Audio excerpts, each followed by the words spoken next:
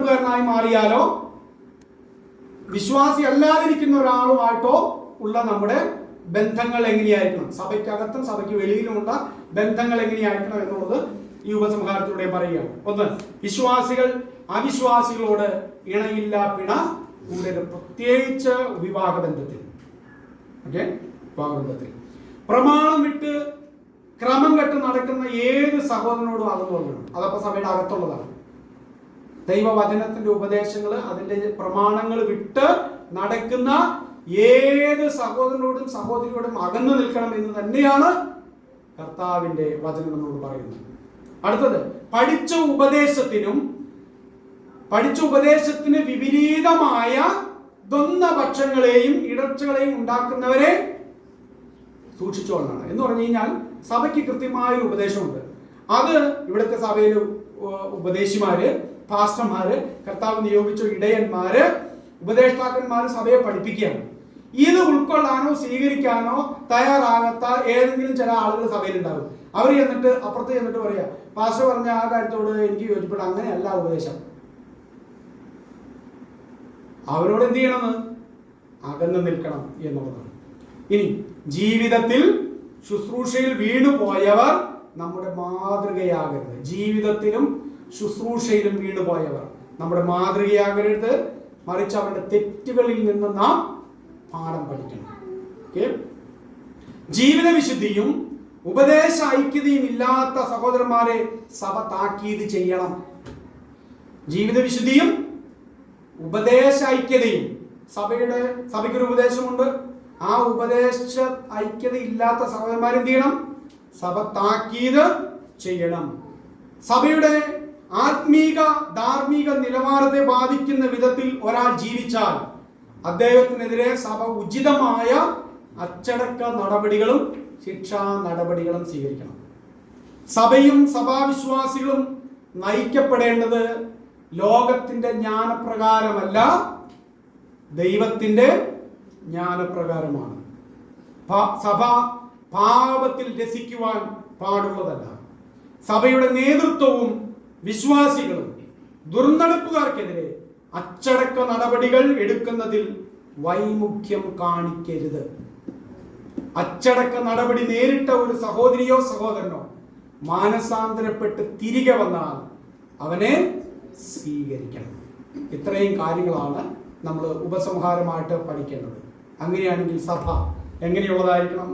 സഭ കെട്ടി അടയ്ക്കപ്പെട്ട ഒരു മുന്തിരിത്തോട്ടം പോലെ നല്ല ഫലങ്ങൾ കായ്ക്കുന്ന ഒരിടമായി സഭ മാറണം. മണവാളനായ ക്രിസ്തു തൻ്റെ മണവാട്ടിയായ സഭയുടെ സൗന്ദര്യം ആസ്വദിക്കുന്ന ഒരിടമായി സഭ മാറണം. പ്രിയപ്പെട്ടവരെ, നമ്മൾ കർത്താവിൻ്റെ മക്കളാണ്, കർത്താവിൻ്റെ കാന്തയാണ്, കർത്താവിൻ്റെ മണവാട്ടിയാണ്. നമ്മുടെ ജീവിതം, നമ്മുടെ പ്രവർത്തികൾ ഇരുട്ടിൻ്റെ നിഷ്ഫല പ്രവൃത്തികൾക്ക് അനുരൂപരാകുന്ന വിധത്തിലാകരുത്. ക്രിസ്തു എന്ന ഏക പുരുഷന് നിർമ്മല കന്യകയായി ഞാൻ നിങ്ങളെ വിവാഹ നിശ്ചയം ചെയ്യപ്പെട്ടിരിക്കുന്നത് പോലെ ആ ഏകാഗ്രതയിലും ഭയഭക്തിയിലും ദൈവകൃപയിലും ജീവിക്കുവാൻ നമ്മൾ ഓരോരുത്തരും തയ്യാറാകണം. നമ്മുടെ ജീവിത വിശുദ്ധിയെ നശിപ്പിക്കുന്ന ദൈവിക ഉപദേശങ്ങളിൽ നിന്നും ദൈവിക പരിജ്ഞാനത്തിൽ നിന്നും നമ്മെ എടുത്തുകൊണ്ട് പോകുന്ന എല്ലാ ആശയങ്ങളിൽ നിന്നും, വ്യക്തികളിൽ നിന്നും, കൂട്ടങ്ങളിൽ നിന്നും, സംഭവങ്ങളിൽ നിന്നും, കുടുംബങ്ങളിൽ നിന്നും, സാഹചര്യങ്ങളിൽ നിന്നൊക്കെ നമ്മൾ അകലം പാലിച്ചു നിൽക്കണം. ഇല്ലെങ്കിൽ നാമും ആ അപകടത്തിൽ ചെന്ന് വീഴാൻ സാധ്യതയുണ്ട്. അതുകൊണ്ട് ക്രമം കെട്ടവരുടെ ഇടമാകരുത് ദൈവസഭ, ക്രമപ്പെടുത്തുന്ന ഇടമാകണം സഭ. ആരെങ്കിലും വേഗത്തിൽ അച്ചടക്ക നടപടി സ്വീകരിച്ച് തള്ളിക്കളയുന്ന ഒരു ഇടവുമല്ല സഭ.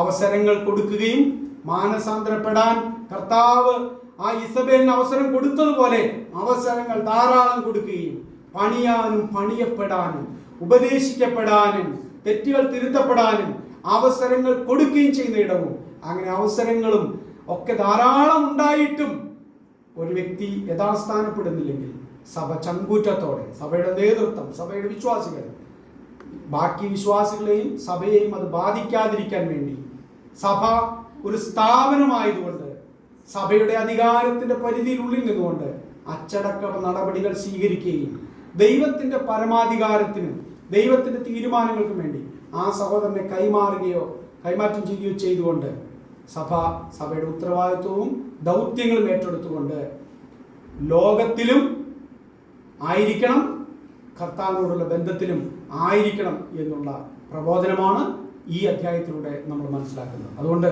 നമുക്ക് സഭയെ ഗൗരവമായിട്ടെടുക്കാം കേട്ടോ. സഭയെ ഗൗരവമായിട്ടെടുക്കാം. നമ്മുടെ സഭാ ജീവിതത്തെ ഗൗരവമായിട്ടെടുക്കാം. നമ്മുടെ വ്യക്തിപരമായ ജീവിതം, നമ്മുടെ ആത്മീയ ജീവിതം, നമ്മുടെ കുടുംബ ജീവിതം, നമ്മുടെ സാമൂഹിക ജീവിതം, ഇതൊക്കെ വളരെ പ്രധാനപ്പെട്ടതാണ്.